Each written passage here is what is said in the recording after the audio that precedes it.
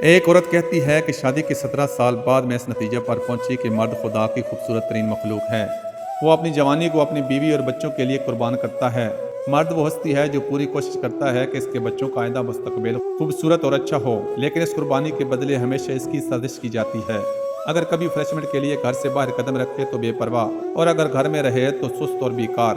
اگر بچوں کو غلطی کی وجہ سے ڈانٹے تو وحشی، اگر بیوی کو نوکری سے روکے تو تکبر کرنے اور رعب جمانے والا، اگر ماں سے دلجوئی کرے تو ماں کا لاڈلا، اور اگر بیوی سے پیاری باتیں کرے تو بیوی کا مرید۔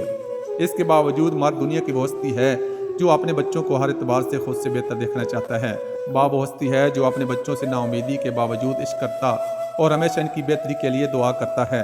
باپ وہ ہستی ہے جو اپنے بچوں کی اذیتوں کو برداشت کرتا ہے جب وہ اس کے قدموں پر قدم رکھ کر کھیلتے ہیں اور جب بڑے ہو کر باپ کے دل پر قدم رکھتے ہیں۔ باپ وہ ہستی ہے جو اپنی بہترین ثروت بلکہ جو کچھ اس کے پاس ہے اپنی اولاد کو بخش دیتا ہے۔ اگر ماں اولاد کو 9 مہینے پیٹ میں اٹھاتی ہے تو باپ پوری زندگی اپنے گھر و دماغ میں لیے پھرتا ہے۔ دنیا اچھی اور خوبصورت ہے جب تک گھر کا سرپرست سالم ہے۔ اللہ تعالیٰ ہر بچے کا باپ ہمیشہ سلامت رکھے، آمین ثم آمین۔